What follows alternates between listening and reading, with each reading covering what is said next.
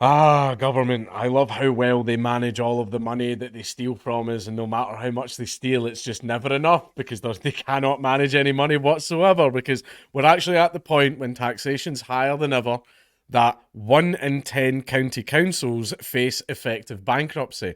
What happened? Where did all the money go? I mean, one of the main ways that it could happen is the councils deal with infrastructure and support services and benefits that happen in whatever area they are in charge of. What happened? Where did all the money go? Either they put it in their pocket, they grotesquely mismanaged it, or there has possibly been a massive influx of people who use said benefits and services, and the government's not been able to keep up with it. God, good lord! If only you were being warned about that for about 70 years. Pardon. 1 in 10 county councils in England is facing effective bankruptcy, putting vital services at risk. Local government leaders have warned. In September, Birmingham City Council was forced to slash spending after declaring itself effectively bankrupt. More local authorities fear that they could be next, according to a survey by the County Councils Network. They are calling for emergency funding from the government to stave off financial collapse. So that's like 1 in 10. 1 in 10, like a tenth of the councils are about to go bankrupt. Why? What happened? What happened? What happened?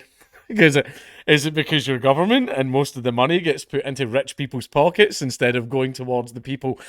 Taxis are supposed to help. A bit of bullshit, right?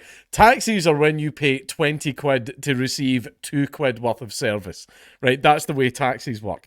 The government said it had already made £5.1 billion extra available to local authorities for 2022 and 23, but was ready to talk to any council concerned about its financial position. So £5.1 billion couldn't do it. So imagine, it's all right, we need to send that money to Ukraine. Labour-run Birmingham City Council faces a bill of up to £760 million following equal pay claims and a flawed IT system that spiralled over budget, leading to questions about the council's governance. However, local government leaders are warning others well-managed county councils could follow suit, because the way the government works is, even if one place manages their money flawlessly, see if all the others fuck up, that has a knock-on effect on you, and they will drag all of you down with them. That's the way it works. It's like playing Overwatch in competitive mode. You might be the absolutely most smoking hot player in the entire team. If the rest of your team is shit, you're the one that gets downranked.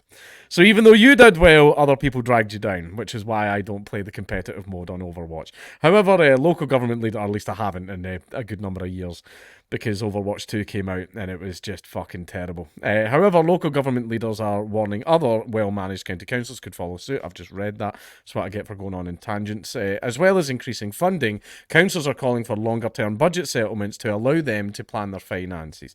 Soaring inflation has driven up costs, and many councils are facing an increase in demand for the services they provide, such as adult social care, education, and highways, because councils are in charge of all the infrastructure in the areas that they're in charge of, and now they have no money. Where did the money go? Did things get more expensive? Because let me tell you, the services didn't get better. I thought, did they upgrade all the services? No, they didn't. The services have been getting worse. In fact, they're dialing shit tons of them back and everything. So how can the taxes we pay be going up and the services get progressively worse? Think about, where is all that money going? Into rich people's pockets. That's when everyone turns around and goes, tax the rich. It's like, my brother in Christ, who do you think gets the taxes? Who do you think gets the taxes? Rich people. Have you not noticed why everyone in government's fucking minted? They're rich. Like the Prime Minister of Britain right now, isn't Rishi Sunak the richest man in Britain? I don't know, don't quote me on that. They're all rich. Even all the people for Labour. All the Labour frontbenchers, all their kids went to fucking private school. They all live in like big massive fucking houses in the remote outskirts of London, and they get limos to drive them to Parliament every day. Right? Tax the rich. It's the rich that get the fucking taxes, you fucking morons. Growing demand for children's services. Oh no, sorry. City councils are forecasting they will overspend their budgets in 2023-24 by £639 million this year, an average of £16 million per council. So why is the money going up? If you are in charge of and you run the services, why is the money going up? Is it because the amount of people that are using the services is drastically increased?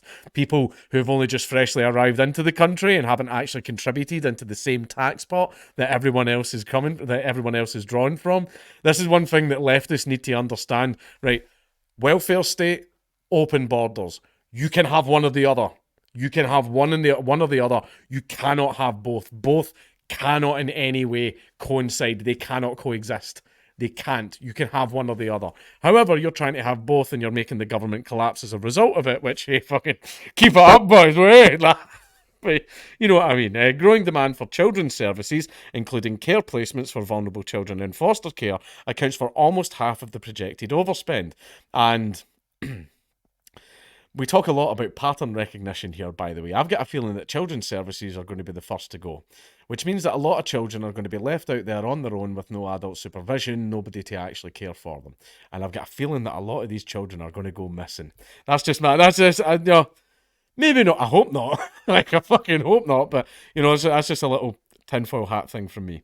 The County Councils Network, which represents some of England's largest local authorities, surveyed its members and found that 1 in 10 are not sure that they can balance their budgets in this financial year. The BBC has contacted dozens of councils at both district and county level and led by all parties that have previously reported to be facing financial pressures or have high debt loads. Debt to who? Who's the debt to, big guy? All were confident of balancing their budgets and avoiding a Section 114 notice, which means the council is effectively bankrupt and cannot commit to any new spending other than for essential services required by law. Some councils told the BBC their finances are in good shape, but others said that they are facing intense pressure on their budgets and making difficult decisions on spending. The Royal Borough of Windsor and Maidenhead said it was introducing emergency controls of non-essential spending, while Hampshire County Council said its budget was stretched to breaking point. Stoke-on-Trent City Council said that without an overhaul in funding, it would not be able to sustain services, while Coventry City Council said it was facing a devastating financial crisis and that local government stands on the precipice of financial disaster. And I feel really bad in saying this. I hope it fucking happens. I hope it fucking happens because, see, when the government fuck up and they're no longer able to provide these services, private companies will then come in. Now, the difference between government and private companies is private companies literally have to give you good service because unlike the government, a private company, you can say, well, fuck off, you've lost the contract, I'm going to go hire someone else. With government, you can't do that.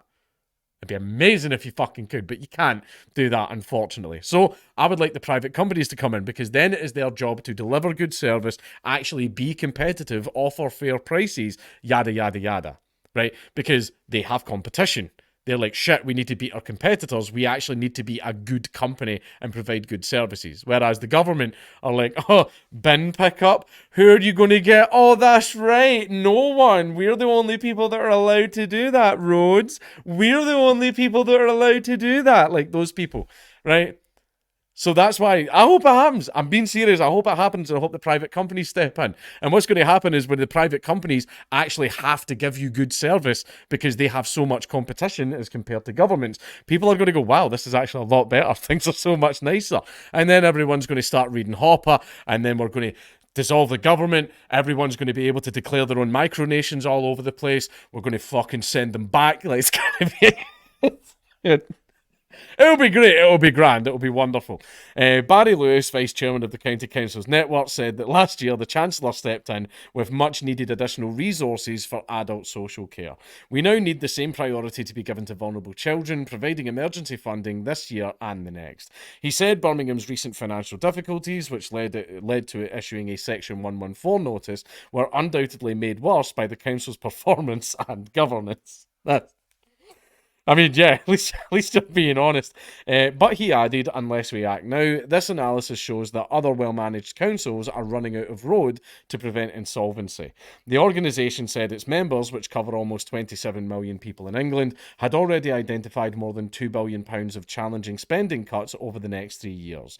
But a legal obligation to provide certain services, such as care for adults and children, for which demands and costs are spiralling, meant that there was little wiggle room to bring down costs further. Why are costs spiralling for it? What's happening?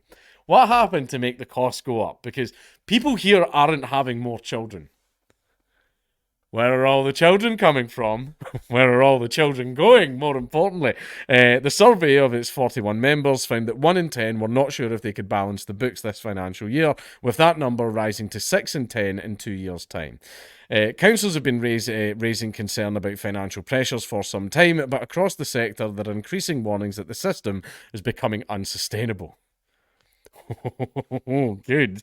Earlier this month, the Local Government Association wrote to Chancellor Jeremy Hunt outlining a £4 billion funding gap over the next 2 years. The District Councils network, which represents hundreds of smaller authorities, said cherished local services, including those which support vulnerable people, would disappear in a growing financial crisis. Now, for the financial crisis happening to average everyday people on the street, I absolutely hate it. When it happens to the government, bring on the collapse, my boy. Bring it on. Let the private companies step in and take care of the rest. I will declare my front garden its own micronation. I'll fucking do it. I'm going to grow opium. No, not for any particular reason, just because I can. In fact, with that wouldn't grow in the Scottish climate. Not much grows in the Scottish climate. Never mind, I take it back. I was just saying, Scotland, heroin, I would have made a killing. No, I wouldn't contribute to that. Jonathan Carr West, Chief Executive of the Local Government Information Unit think tank. Think tanks are another absolute waste of fucking tax money. They just get a bunch of Ponzi people in a room and buy them takeaway and get them to talk about stuff, and they go, I think this is good, and everyone's like, yeah, we agree this is good. Yeah, that'll be £10,000, please. Of taxpayer money. It's fucking stupid. Said council finances are in a really precarious position. We've seen this over more than a decade. There have been some well-publicised figures in places like Birmingham, Thurrock, Slough and Woking, but our research shows that even if councils haven't got to the point where they're issuing Section 114 notices saying that they can't balance the books, even the councils that aren't there yet are very anxious that they're on that pathway. We need to ask tough questions about governance and decision-making, but we've also seen the overall precarity of council finances has meant that where mistakes are made, there's no resilience to cope with them, and I think we're seeing more and more well-run councils telling us that they're moving much closer to the edge. A spokesperson for the Department of Levelling Up, Housing and Communities said, "We continue to monitor pressures on all councils and we stand ready to talk to any council that is concerned about its financial position." Councils are ultimately responsible for the management of their own finances, but the government has been clear that they should not take effective risks with taxpayers' money. That's all you do. Shut up. We've established the Office for Local Government to improve the accountability for performance across the sector. So your response was to the Office for Local Government. You've established that new thing that's going to cost even more taxpayer money during a time when all the councils are running out of money. Look, I'm just saying, bring on the collapse. Bring on the collapse. That's what I'm saying. I want them all to go bankrupt. What about grandma? Grandma should be living with you. Grandma and grandpa should be living with you. They are the patriarch and matriarchs of the family. All the other cultures do it. You know, isn't it? Some people go, you live with your parents still? And it's like, yeah, because to them, that's normal. To them, that's normal. All the families live together. You have a big house, but you've got about 18 people in that house, and all the families, everyone of the same blood, are all working together to help raise the kids and help raise the household. I think that's good. Family communal living. That's the only commune type thing that I enjoy. Right? The grandparents, the parents, the grandkids, the grandkids, the grandchuds, the grandchildren, the great-grandchildren all living together in the same house, all the family being very close and assisting each other with money and all that type of stuff. I think that's quite good. I mean, I wouldn't live with my parents. They're a fucking nightmare. But I mean, I love them dearly, but I wouldn't fucking live with them. But yeah, like that's the thing is, it's like, it's not the government's job to look after grandma. Grandma raised you. It's your job. She did her part, now it's your turn to do yours. Let her winter years be nice and comfortable. Just give her a little back room. and all that. Because I mean, when you're old, that's all you really want. I just want a comfy chair and something good in the telly, or go fishing and all that. That's my retirement. But yeah, I hope the collapse happens. I hope it does. I hope the government goes completely bankrupt. Because at that point, everyone's going to realise, wow, none of you guys had any idea what the fuck you were doing, and as a result, you've taken all of our money and you've completely fucked us over and left us without services. And then the private companies will step in and people are going to realise how much fucking better it is. Because if, even things like private security and all that as well, because the police right now, they can do whatever the fuck they want. They can do whatever the hell they want, and there's no way for them to be held accountable in any way, right? And if they're doing an absolutely horrible job, as they are doing in many, crime-ridden places, there's literally like no way. You can't fire the police. You can't go, well, you've done an awful job, I'm going to switch to another police force. Like, you can't do that. However, if it's a private company, yes, you can. Which means private companies have to go, oh shit, we actually have to do well here. Because there's so much competition. Governments don't have competition, so there's literally no reason for them to deliver good service. You don't have to get good policing, good schools, good roads, good transport. There's literally no reason for them to provide any of that to you because they don't have any competition. There's not, well, you're going to get another government? I mean, we can vote on a different one every 4 years if we want, but it's the same people. Do you know what I mean? So yeah, bring on the collapse.